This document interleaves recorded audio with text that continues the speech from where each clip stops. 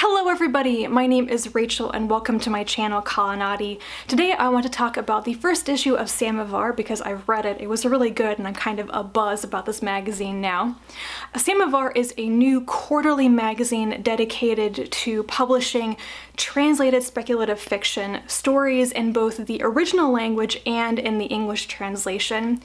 In practicality, I believe Samovar operates kind of like a quarterly issue of Strange Horizons, which is like the parent magazine, and these two things share funding. I had no idea that Samovar was in the works until I backed Strange Horizons on Patreon at the end of 2016, and I'm really glad that I did because it's really nice to know that my money is going towards something like this, and I am particularly interested in reading more translated speculative fiction in 2017 anyway, so this came along at just the perfect time for me. So far, it looks like Samovar is going to be publishing short stories and poetry along with book reviews and author interviews. I assume that the content is going to be pretty similar to Strange Horizons content, which can also include other things as well. So what I want to talk about is the first issue, which came out at the end of March. And like I said, I really enjoyed this issue. I would give it like a really solid 4 stars. Everything in it was pretty darn great, except for one story that fell a little bit flat for me. Also, forewarning, I'm going to probably butcher some people's names. I did try to do my due diligence and listen to the podcast versions of some of these things to figure out how authors' names were pronounced, but my tongue may not cooperate. The first story is Wither and Blossom by Suvi Kaupela. This is translated from Finnish by the author. If my memory is correct, this story is about a woman whose sister disappears. Her sister may have like a disability, may be autistic, and they had a pretty close relationship when they were children and kind of imagined this other land and a kind of a fantasy world, and then one day her sister went out, maybe into the forest, and then never came back. And she's waiting to reunite with her sister because she may not be dead, she may be in that other world and just waiting to be found again. I loved the flow of the language in the story, the style, and just the pace really contributed to that dreamlike quality. It didn't go on for too long. This was kind of story that can't be too long, otherwise maybe it feels slow or just way too drawn out, but it still had kind of a mythical quality with a touch of the modern. I think it's also easy for stories like this with this kind of content to feel very sweet and cloying, but this did not come across that way. The second story is Faces and Thoughts by Abdul Wakil Sulamal, translated from Pashto by James Caron or Caron. I'm actually not sure about that name. This story was the weakest part of the issue for me, maybe the only weak part. I didn't really grasp what was going on at any given moment in the story, even though I think I got the gist of the action and the message. This story very strongly equates beauty and goodness with the simple and menial life, and ugliness and vice with riches and pride, which honestly I don't think is a super original message for a story.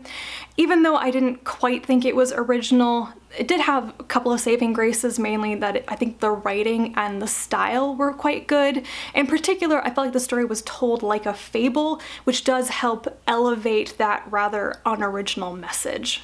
The third story is a reprint, and that is Shira by Lavi Tidar. This is translated from Hebrew by the author, and it was one of the high points of the whole issue for me. Probably because I really enjoy Lavi Tidar's short fiction, or at least what I've read of it so far, so I was just expecting it to be good. This story is about a woman who's searching for the poet who wrote the collection she's writing her dissertation on, and she discovers that he also wrote science fiction, and he may have predicted the future or an alternate reality. There's something that happens near the end of the story, which I won't say much about, except that I choose to believe it was a dream or the conclusion of the story within the story, because if it wasn't, if it was actually the end to her search, then it would just have been kind of cheesy and silly to me. I just choose to believe that it was kind of a dream, didn't really happen. Or maybe it happened in an alternate reality. I think I enjoy the story most because I choose to believe that, and other people's mileage might vary, but it's all in your interpretation. I also want to mention the poem because I really liked the poem in this issue. I may be developing a taste for poetry, who knows.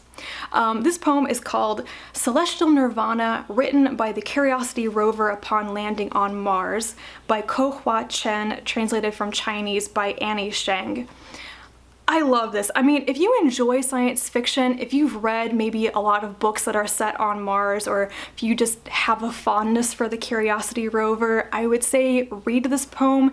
It is very short, and I have actually read it multiple times over because I just like it. I like what it's about. I like what it says. I like kind of the rhythm of it. It works for me.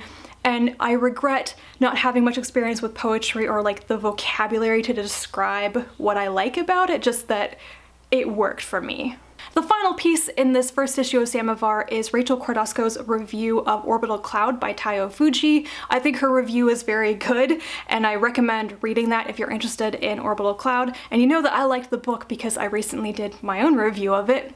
I also want to mention this because I think Rachel Cordasco is a really good person to follow on Twitter if you are interested in finding translated science fiction and fantasy. She tweets a lot about it, about upcoming stuff and short fiction, and she also runs the sfintranslation.com website, which I recently found, and that is just a treasure trove of various translated speculative fiction work, so I highly recommend that. All of this in summary is that I really enjoyed this first issue. I was quite impressed by it. It's a very solid first issue for a magazine, and I'm a little sad that Samovar is only quarterly because now I have to wait until like June or July for the next issue to come out, and like I want to read it now. So if you have read these stories in Samovar and you want to talk about them, please comment down below. And also if you have any resources for translated SFF that you want to share with people, let everybody know that as well, because it's a little difficult to find some of that stuff, especially when it's very specifically speculative fiction. So anyway, that's enough of me gushing about Samovar and all of this. Thank you very much for watching, and I will talk to you again tomorrow. Bye.